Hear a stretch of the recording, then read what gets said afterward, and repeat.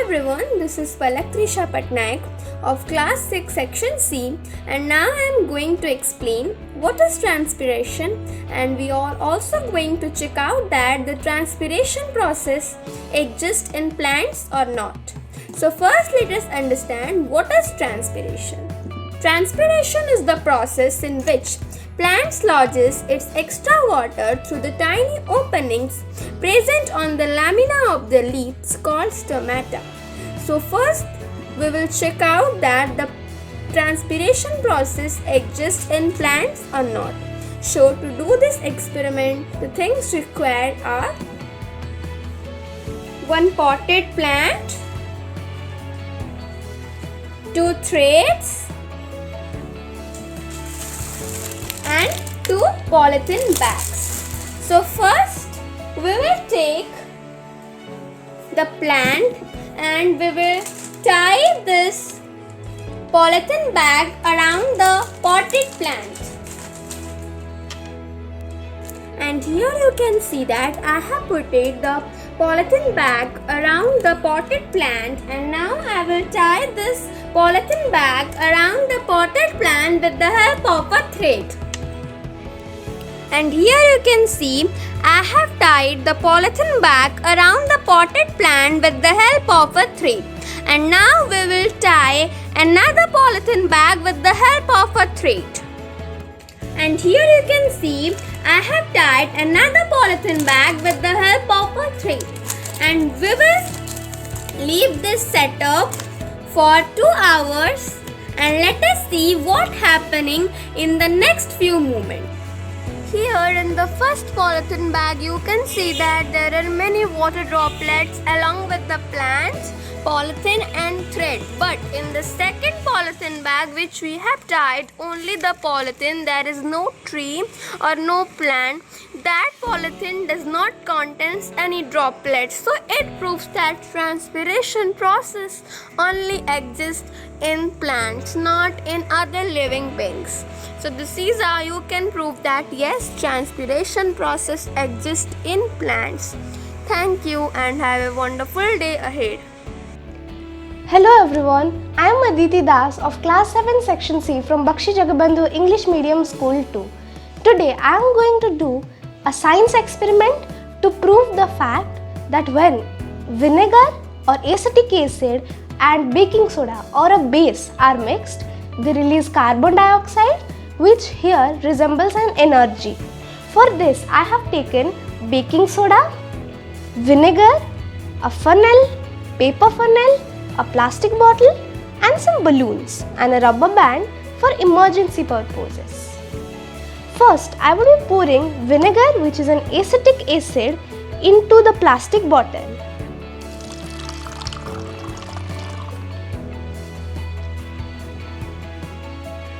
I will keep this one over here.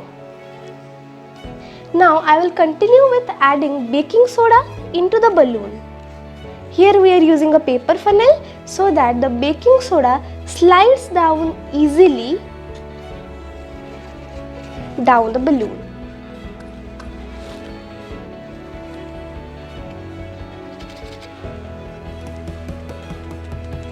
So we will require tapping it a while so that the baking soda slides down.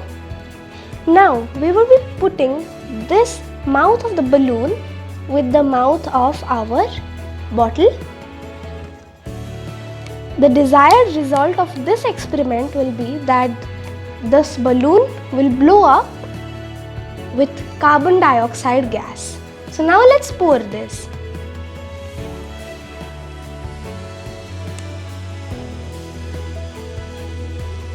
We can see that our balloon is getting blown up, which is the reaction of acetic acid and baking soda, which is a base.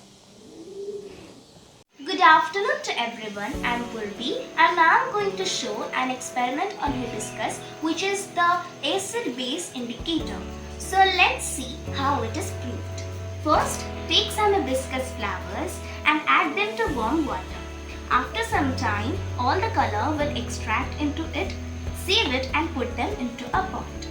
Then to test the presence of acid, we will take hydrochloric acid and put the hibiscus solution to it. Then this color seems to be purple, red or pink, which tells us that it has acid. The pigment of the anthocyanin depends upon the pH of the flower. This solution is used for the growth of plants. In the second class, we will add calcium hydroxide and add the hibiscus solution to it.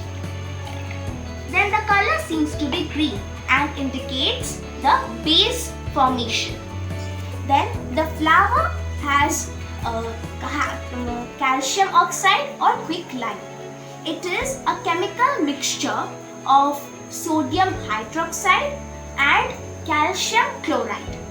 This is used for the construction and dental processes like filling and root canals.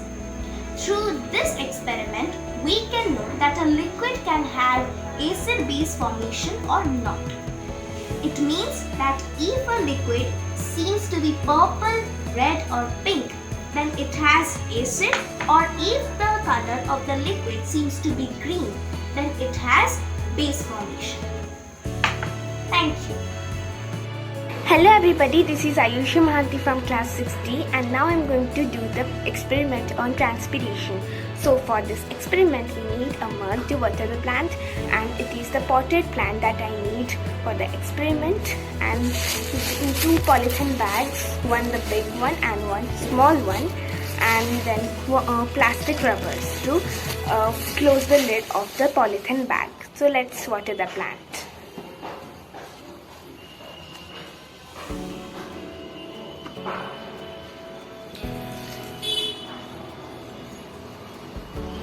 So it has got excess water by watering most of the most of the water. So we need the big one to close the leaves of the plant. So we have to close the lid of the plant, and we need one plastic rubber to tie the plant.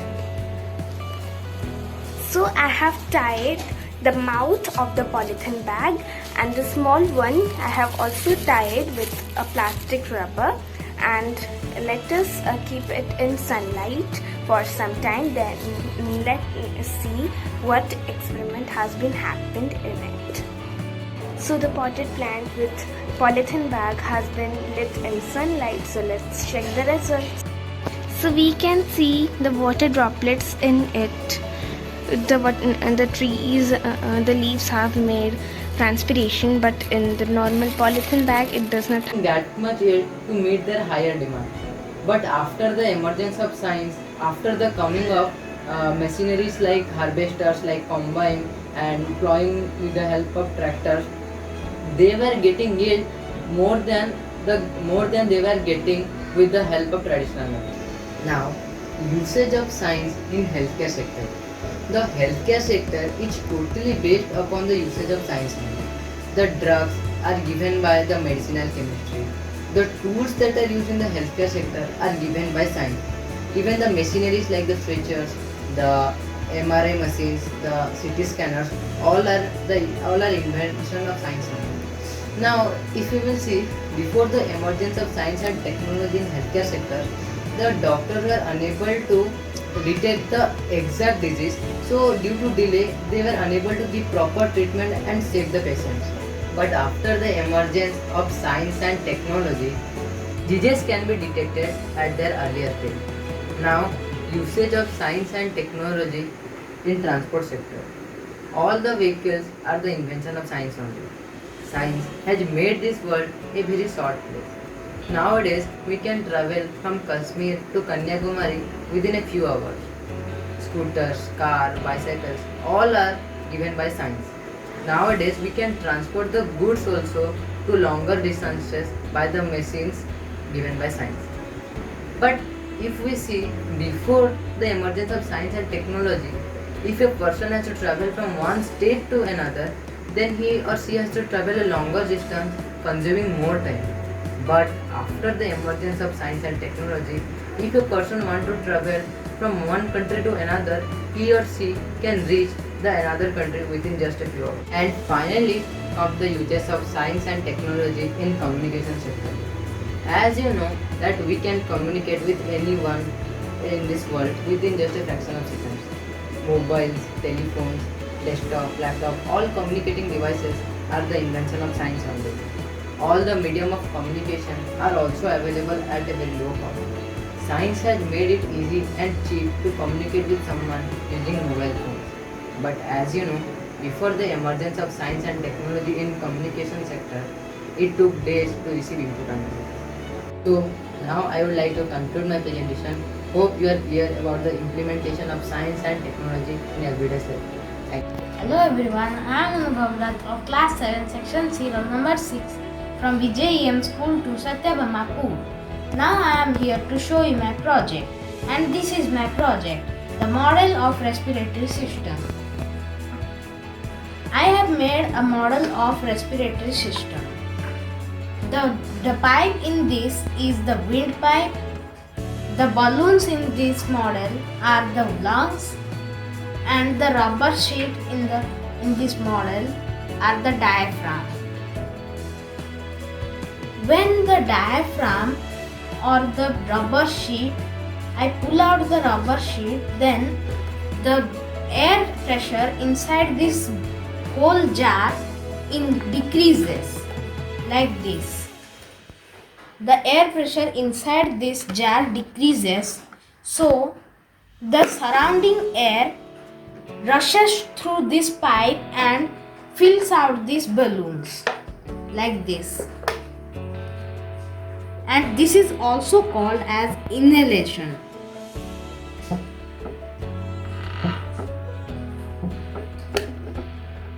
Now when I contract this and push this diaphragm or the rubber sheet like this, then the air pressure inside this jar increases, so the air inside these balloons decrease and they pump out from this pipe like this.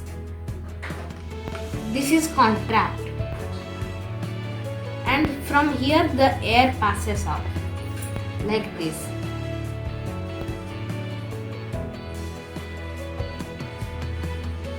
But when I close its front pipe or mouth, it will not be like this. It will not contract. So it is the proof that it passes out. The air passes out. It is the theory of air pressure. Now I will show you the whole working of my project. It is inhalation, it is exhalation. It is inhalation, it is exhalation. It is inhalation, it is exhalation. So thank you and have a nice day. Hello everyone, I am Anvesh Raut of class 7C BJM2. What is capillary system? Capillary system is the ability of a liquid to travel upward in narrow spaces without external force. Let's try this in an experiment. We will need a glass of pigmented water, an empty glass, and tissue paper.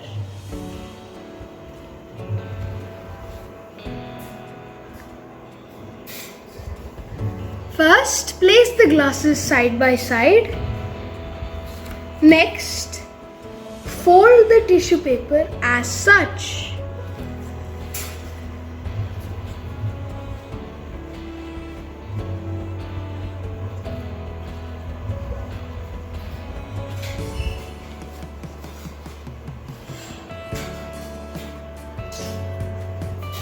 Now, we will place both ends of the tissue paper into the liquid.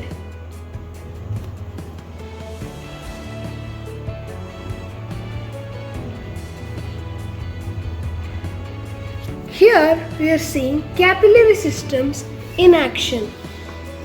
The tissue paper soaks in the pigmented water and transfers it to the glass.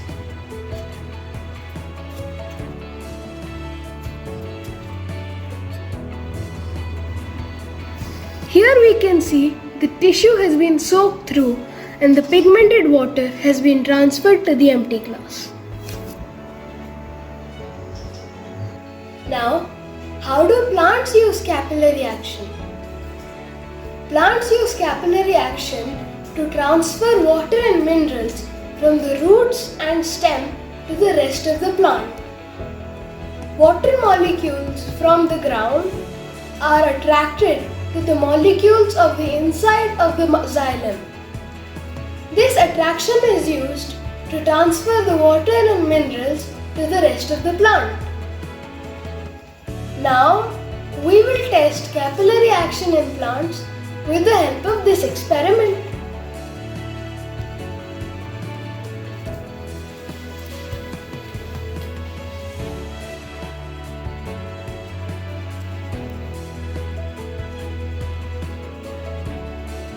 Here we have a white flower. I am Swangshri Panda from class 8C. Today I am going to perform an experiment on lime water. For performing this experiment, we need a straw, lime water, a glass and some water. First I will pour some lime water to this glass. I have poured and I have water on this glass already. Now we all know that when we breathe in, we take in oxygen, and when we breathe out, we take out carbon dioxide. So when I will blow into lime water, it will turn into milky. Does it really turn into milky water? Or both water and lime water will turn into milky water? Let's check. I will blow into both of the glasses. First I will blow into lime water.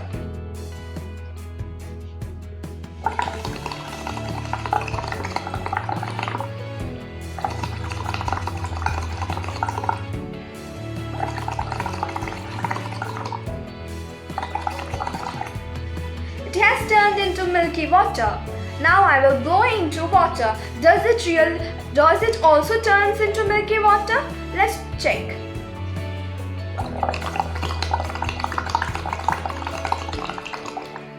It doesn't turn into milky water, and you can see the difference. Lime water turns into milky water while water doesn't turn into milky water. Here, a question might come into your mind. Why lime water turned into milky water, but why not water turned into milky water? If you don't know, let me tell you. Lime water turned into milky water due to the formation of insoluble calcium carbonate, which doesn't happen in the case of water. The insoluble calcium carbonate mixes with the water. By doing this experiment, we get two conclusions. The first is that the air that we breathe out is full of carbon dioxide, and another is that when we blow carbon dioxide through a pint to lime water, it turns into milky water. Thank you.